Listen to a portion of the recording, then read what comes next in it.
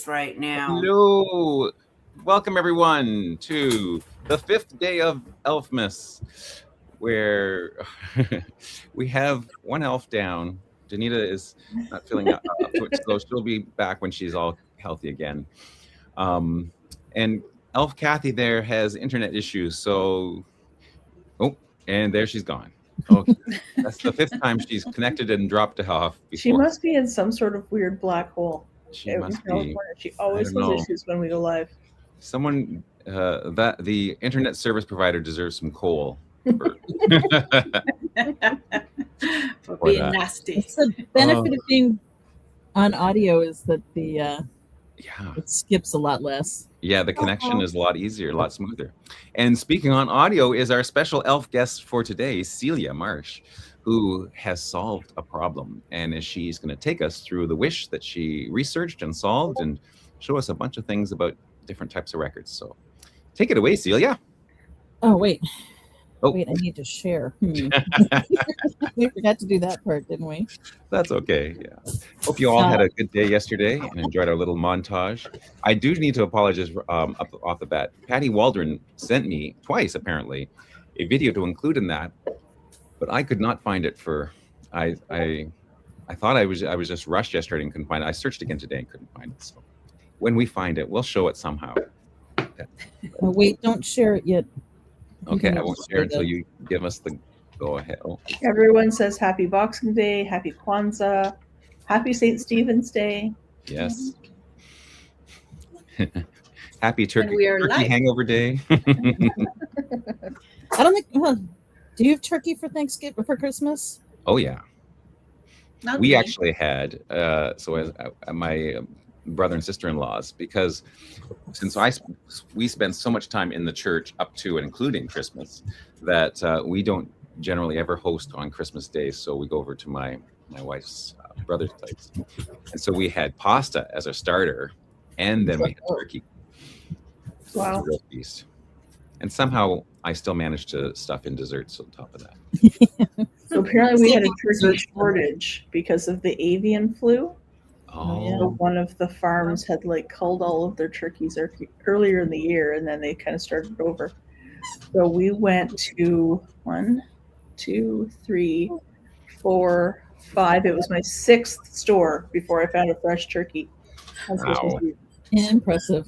It was tasty. That's good. We just did Christmas Eve, and it was we always do Mexican for Christmas Eve. I have no idea why. So it was, I have absolutely no idea why. It was pork and pineapple enchiladas. They were delicious. Wow. Good. Part of the family is vegetarian, so we have to. Yes, so enchiladas. We avoid the large plates of meat. Mm-hmm. All right. Okay, if you want to switch tabs to the one that actually has the... Yes, I'm in that tab. There we go. Here we go. All right. So this is Dennis Hubert Whitaker, and the wisher wanted the parents and siblings of him. And usually English records are very easy because they've got an excellent bureaucracy for this sort of thing. But Dennis was born in 1922, which means he's too early for the it was too late for the 1921 census, and in the 1939 census he's by himself in a family that is not his own. So I was like, oh, finding the parents, that's no problem. And then I'm like, this is actually a big problem. This is not his family, and I have no way of finding. There he is, Dennis Whitaker. He's 16 and staying with another family. So in this case, what I ended up doing was buying his birth certificate, which is incredibly easy in English stuff. And so, oops. But how did you know his parents' last names? Well, so you find that in general, you can get it off of the, oops. Yeah, just say go anyways. Yeah. Oh no, it's not going to let me because it's it keeps it every once in a while. It has some problems. So it is, in fact, the DOA. It's through free EMD, which is the same content, but not through the GRO. Oh, So is it? it is. I didn't realize it was the same content. A bonus. It's slightly so they don't show the mother's maiden names for the same period of time. So it's not as useful necessarily, but it's still pretty darn useful because you can see I do a search for Dennis H. Whitaker and I find one, and there's his mom's. That's his mother's maiden name.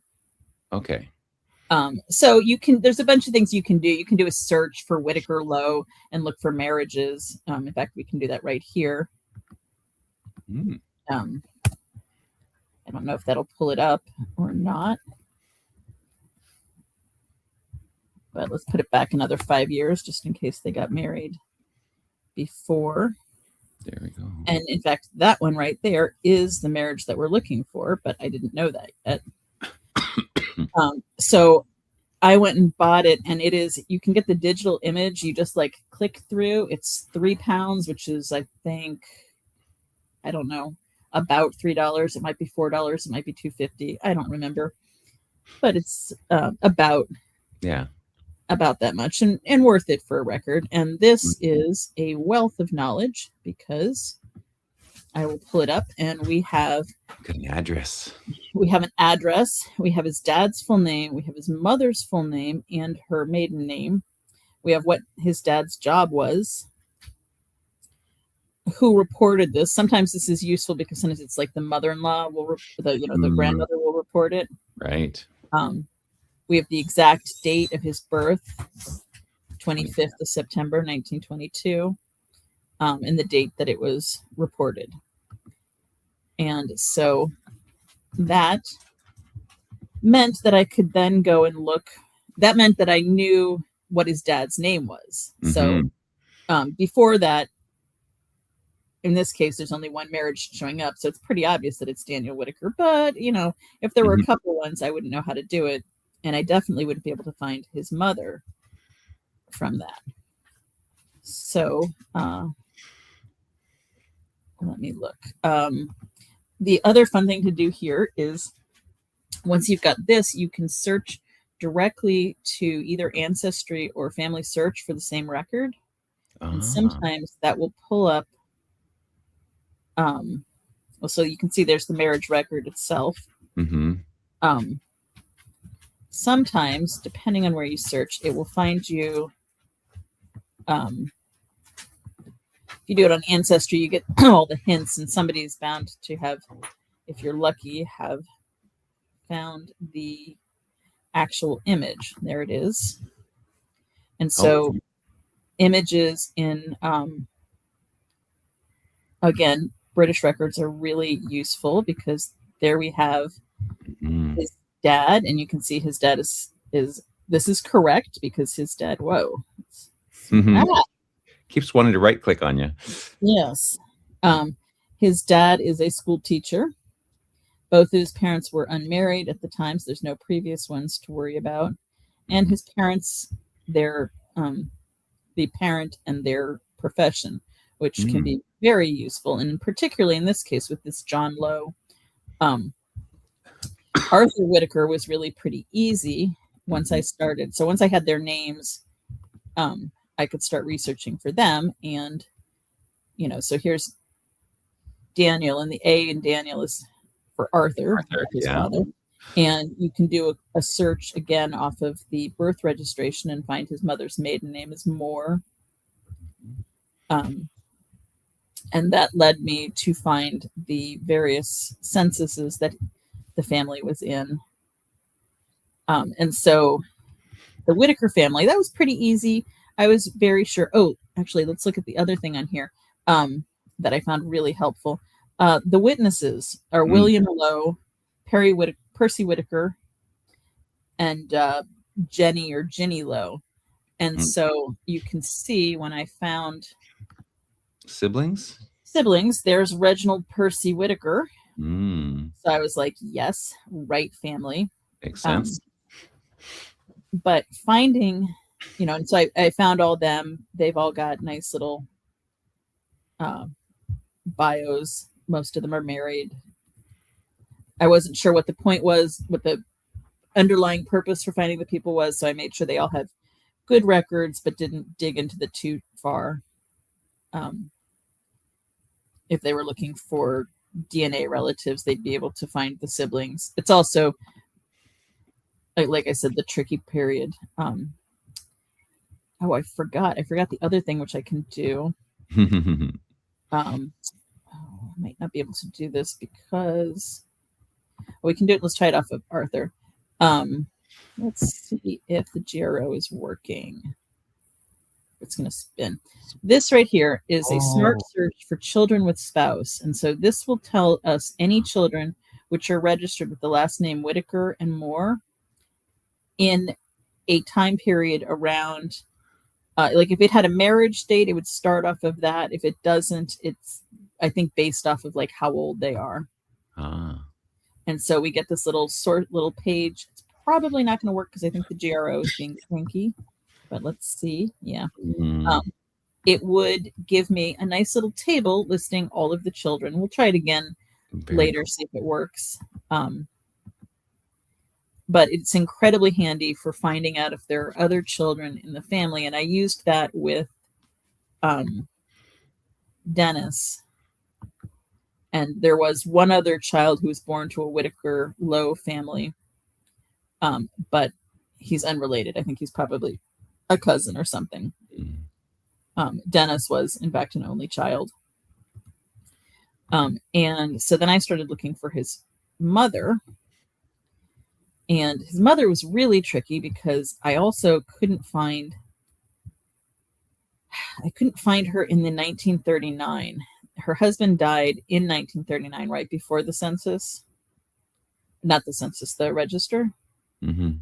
And I couldn't find her. And it makes sense because probably she was, somewhere grieving. What I finally pulled up the register and went through the pages looking, and her house is actually listed but empty on the register. If you look at the image. And the registration, the 1939, was that at the beginning of the war or right before? It was right before they went into the war. And so they were just sort of making sure that they knew all the people who were qualified to be in the war, I think. And it's really interesting because they did this, it was done on the 15th of September. As of the 1st of September, they'd started shipping children out of the city for safety. And so one family that I was working on recently, the child was randomly, the two youngest girls are, 100 miles away from the rest of the family. And I was like, that is really weird. And went and looked it up. And sure enough, they were, I did a search for like evacuees and the town name. And there's a big not news thing, but web page presentation about the 10,000 evacuees that they took in. And I had kind of been wondering about that for the boy, but he was a tricky age because 16 kind of is a little too old for that. But you can see here, her house is empty. It's listed, but there's nobody in there. And when I ended up finding her family, I ended up finding her living with her sister at the time, or staying with her sister at the time. But I could not find her parents. I kept finding, when I would look online, I would find a different Anne Elizabeth or Elizabeth Annie. But as soon as you dug into that at all, it could not possibly be her. She had a dad named John, and she had a brother named William. But she was in the 1921 census, unmarried, whereas I don't actually have her 1921 in here. Whereas this woman was married and living with her husband in the 1921. Note to self: add that census here. But so I finally lucked out by doing, I saw a newspaper article and it reminded me to do a newspaper search, and I found her death and an inquest into her death because it was suicide. It was about a year after her husband's death. So very sad. Nearly killed the son in the process. But the fantastic find was it listed the mourners, all of the mourners, her sibling, and so it has all of her sister, her brother-in-law, her brother, several sisters, her sister-in-laws, and all that. And so because of that, I was able to track backwards.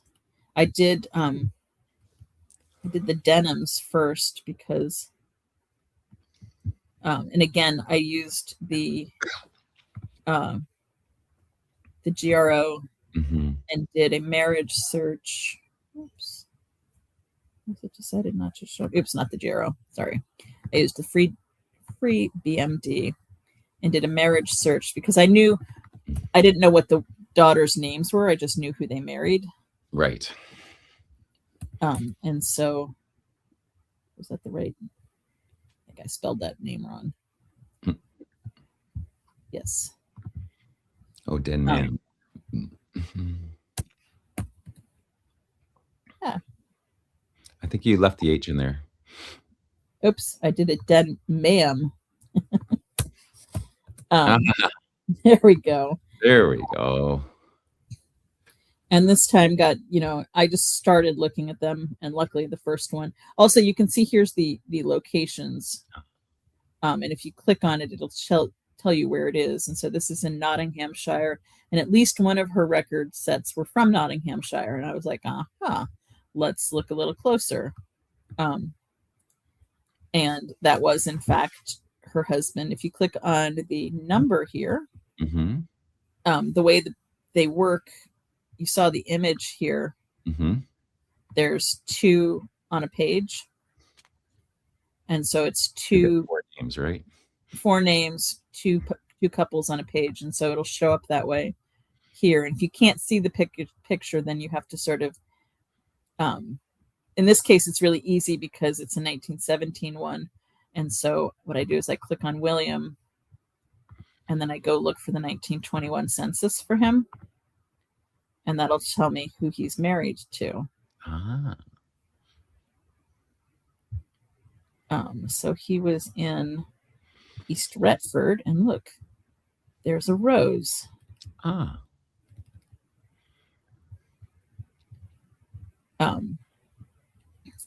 as an additional thing, he's working as a railway fireman, and his father actually.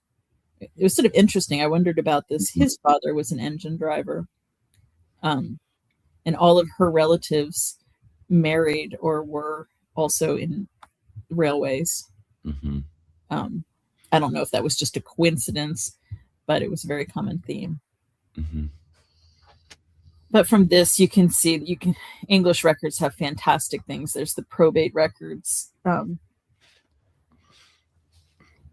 That one helped me out as well with the mom because she left her I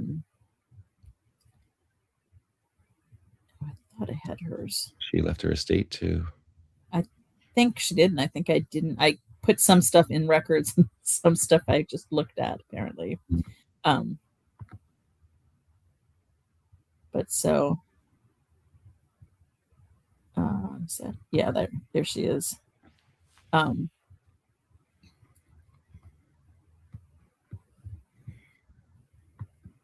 Whitaker, yeah, there.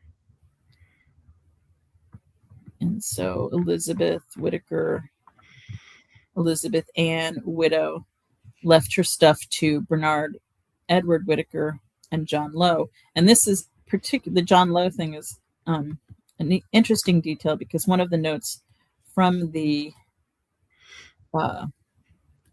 Wisher was that his grandson remembers that his father was a police officer and his father wasn't, but I would not be surprised as a basis of this if Dennis went to live with John Lowe,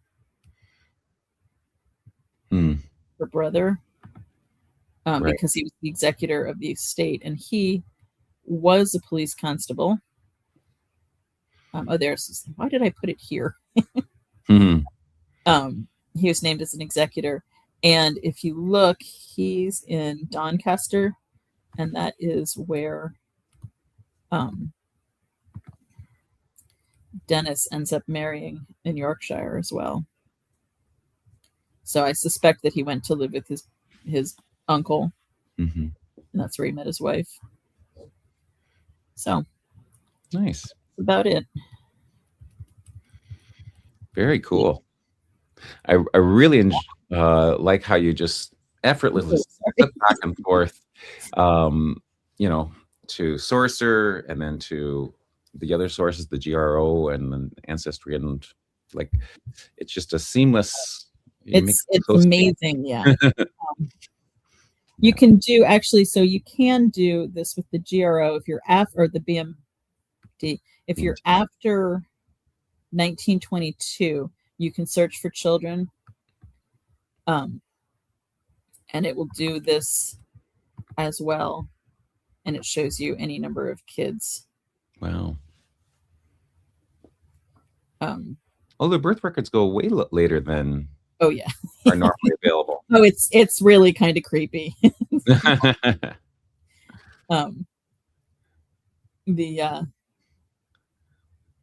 But the free BMD uses the same database as GRO, so those are legit, right? Yeah, they use the same records. So what they did is they took the indexes for the GRO that are available and transcribed them. You can see,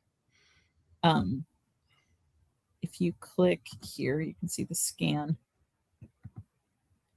And it will. So are births available into the 60s from the GRO as well, or only on the free BMD? It's a different range. So here you can see there's the picture, and these ones are easy. These ones are typewritten, but there's always, because they're typewritten, they still were copied from handwriting, so they may still have bad spelling. And that's one of the things. Both the GRO and the free BMD have pluses and minuses, and the plus for actually that was the other thing I was gonna. When I was doing the Lowe family, she has lots of siblings, and I used the GRO one, and it gave me, I think, 7 kids.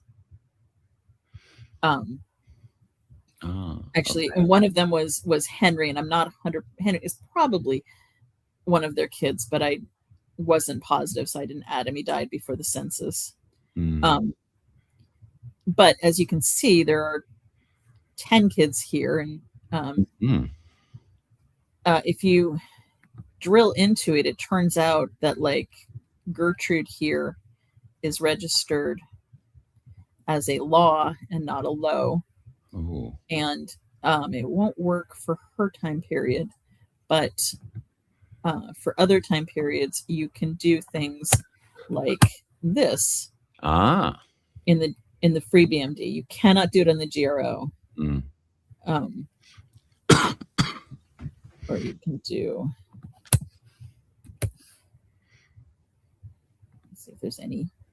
Yeah, there you can see some Lawrence, Lewis, and stuff like that. So it is incredibly useful, and you can use it when searching for previous time periods. You just need to add an extra step, so you can do a search for Gertrude. Let's look for her birth, and it won't come up.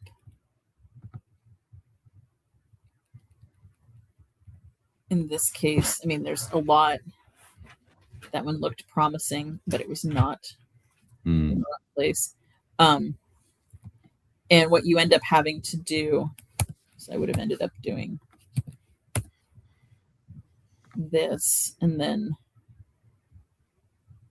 you just click through and do a search onto the GRO directly to see, do the same collection for the same record. I'm going to get an error. If I didn't, it would pull up that record and let me search for it, and that would show me the mother's maiden name. In that case, in this case, it would match. It would be Baker. Oh wait, actually, that one it wouldn't have been Baker. Where was it? But so a lot of cross-referencing, but at the same time, it's just a couple extra clicks, so it's not hard to do the cross-referencing. That's great. Do you have any other questions? Let's see. Patty made a comment. He said he noticed, let's look, see that Mrs. Whitaker died within a few months of the outbreak of the war, so that could be why she never got on the register. Or she was. I had found her. Oh, she was living with her sister, you said. Yes. Yes.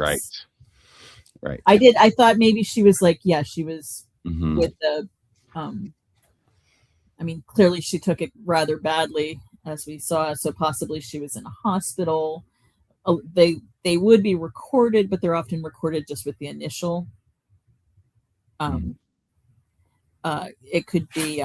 It was strange because I couldn't find her. I thought for a while perhaps she got remarried, but the really useful thing that they did is they went back through. You can probably see. Yeah, here we can see somebody else, Gladys Booth, who was 25. She married at some point, and they annotated it with her married name. And so if his mother had, if I'd found the mother originally, and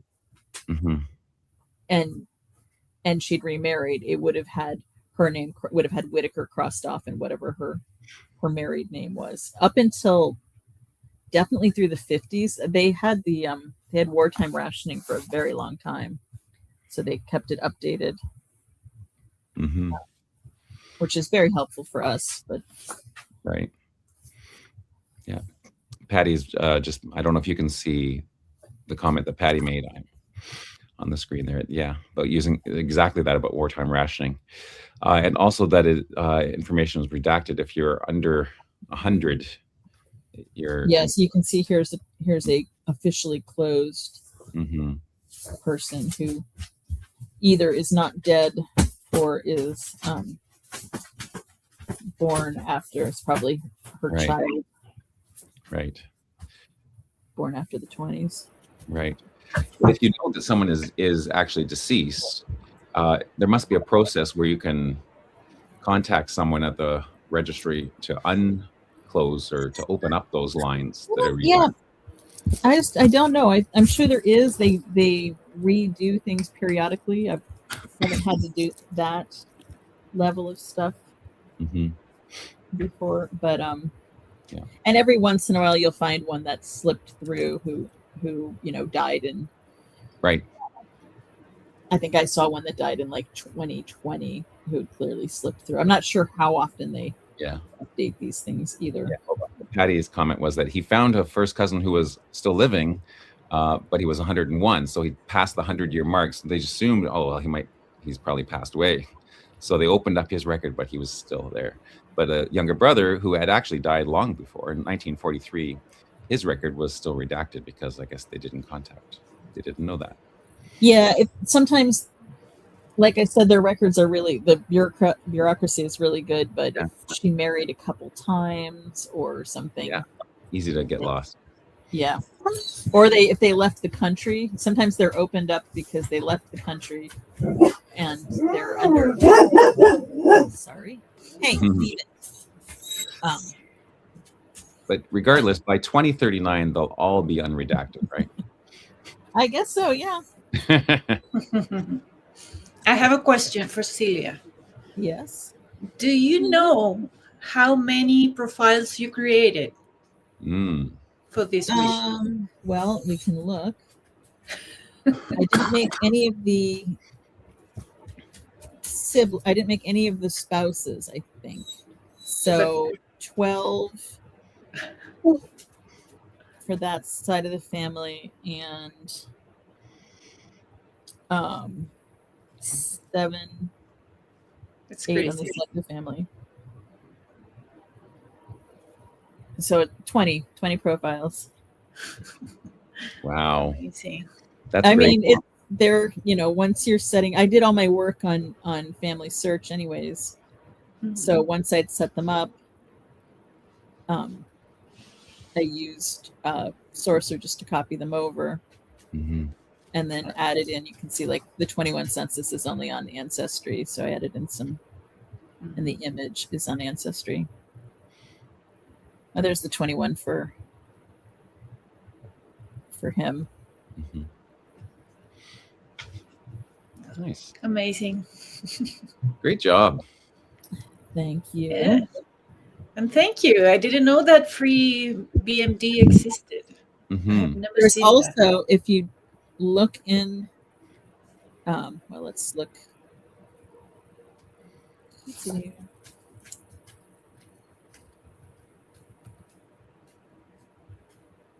There's also free census. Oh. Uh-oh. Not as impressive a demonstration. Oh. Well, No results found. Oops. Yeah. That's more than I have done. Anyways. But so yes, you can do. I don't know what the what censuses are available there. I know the 21 isn't yet. Right. I think the rest of them mostly are.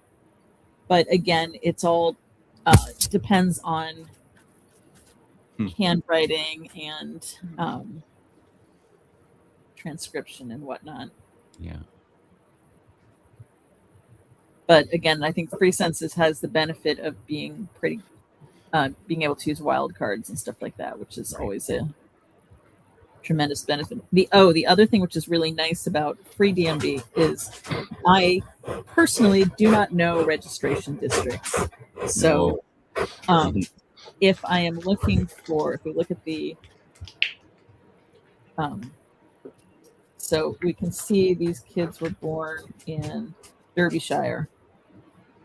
And so I'm going to be like, all right, probably their whole family was born in Derbyshire. It's a pretty, he was born there. He died there. Probably all the kids came from there. He's going on somewhere else.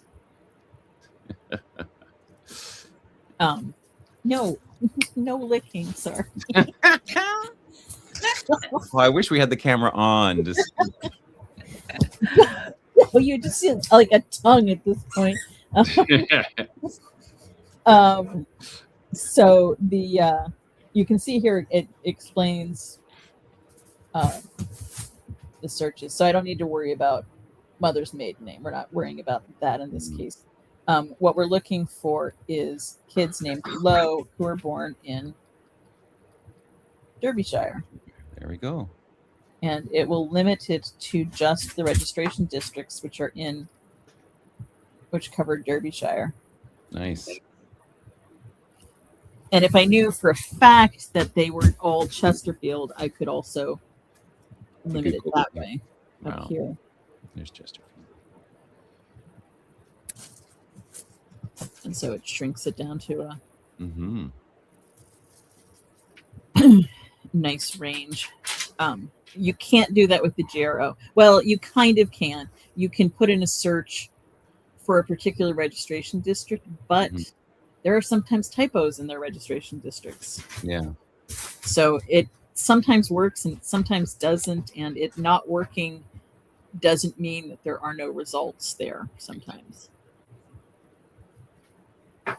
So. Very cool. Any other questions? No. I think so.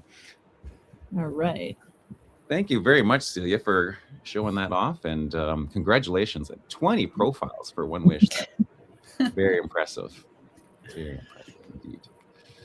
So thank you, and we will be back again tomorrow for day 6 of Elfmas. We'll be halfway through the 12 days of Elfmas. If you are a Secret Santa elf out there and you have worked on a wish and you've solved it and you'd like to join us here, we are quite a friendly bunch, and we'd be happy to have you here and show off your work.